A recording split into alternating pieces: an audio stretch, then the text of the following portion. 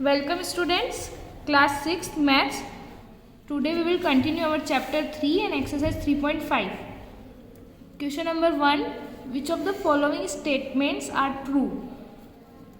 A. If a number divisible by 3, it must be divisible by 9.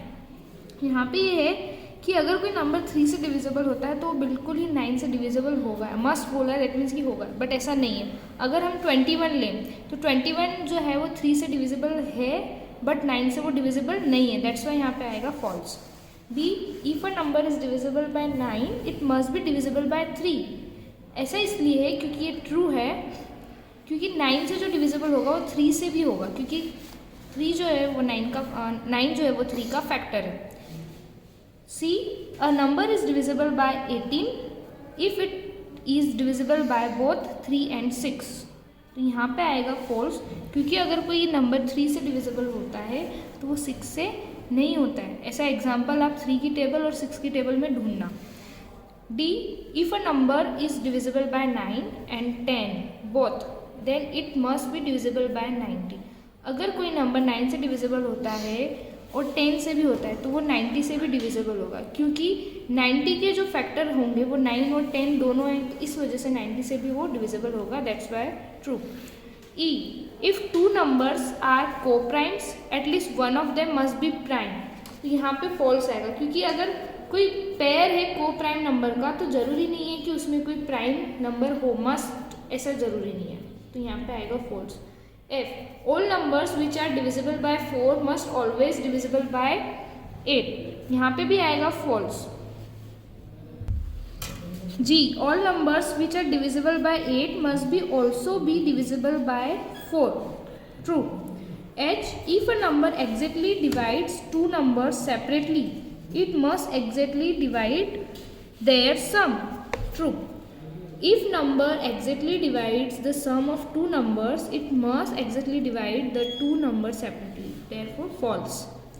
Now, question number 2. Let's see question number 2. Here are two different factors trees for 60. Write the missing numbers. यहाँ पे आपको ये factor trees है, इस तरीके से इनको factor trees बोलते हैं हम. और यहाँ पे 60 के लिए दिए हुए हैं, तो यहाँ पे जो मिसिंग नंबर है वो हमको फाइंड आउट करके यहाँ पे राइट करना है. तो जो यहाँ मैंने ब्लैक से राइट किए वो मिसिंग नंबर है दोनों 60, और फिर यहाँ पे फैक्टर बना है 60 10 फिर इसका फैक्टर हुआ 2 3 तो यहाँ पे मिसिंग नंबर था तो यहाँ आएगा 3. फिर 10 के फैक्टर में यहाँ है 5, तो यहाँ पे आ जाना चाहिए 2, क्योंकि 5 से अगर 10 को डिवाइड करेंगे तो 2 आएगा. 5 2 10. अब नेक्स्ट ट्री फैक्टर 60 का ये दिया है, तो 60 फिर इसको 2 से डिवाइड किया 60 को, तो आया 30.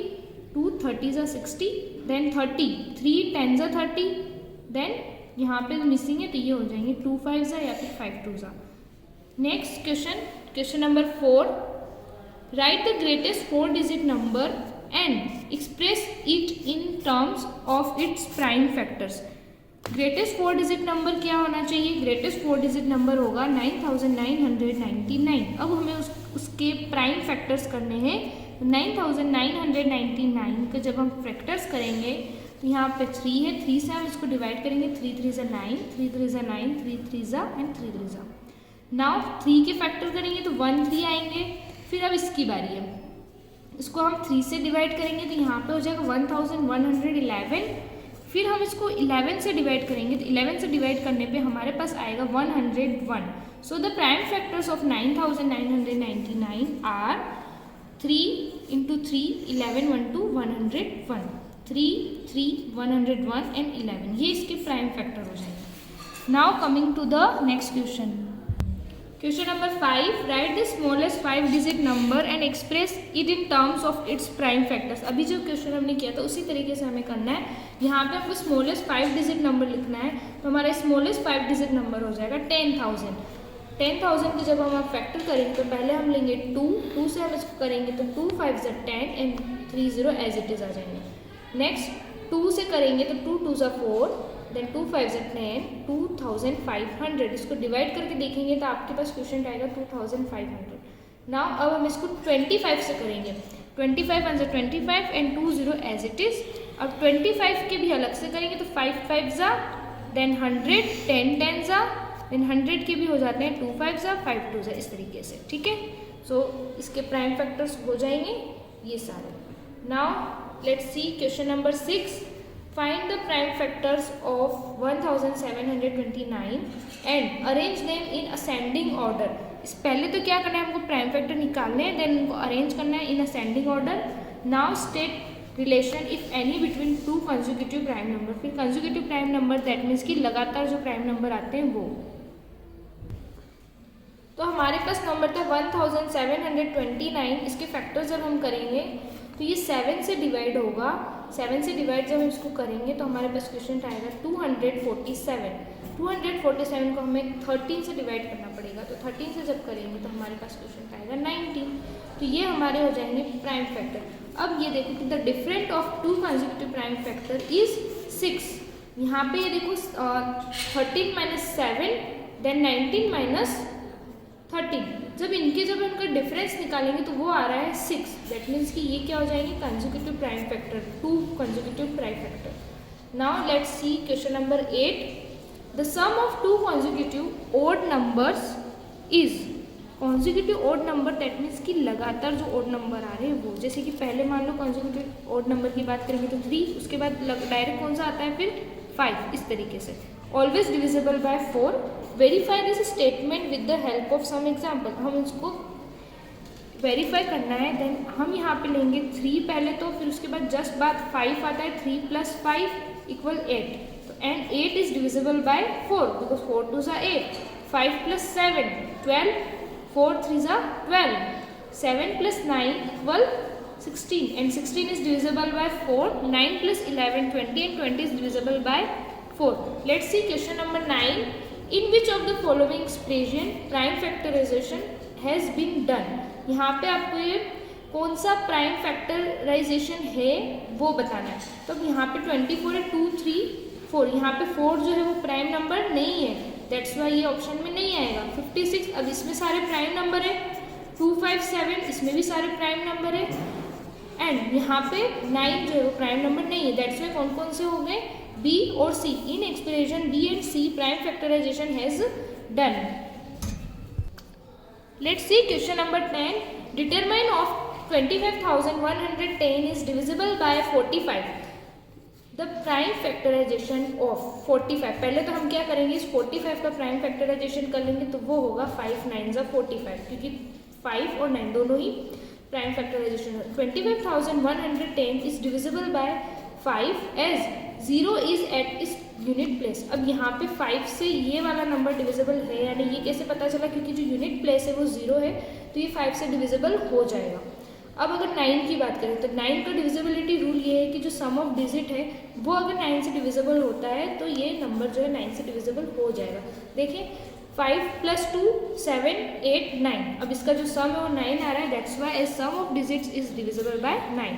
Therefore the number must be divisible by 45। अगर इन दोनों से ये नंबर डिविजिबल है तो ये 45 से भी ये नंबर डिविजिबल होगा। Let's see question number 12, I am the smallest number having 4 different prime factors, can you find me.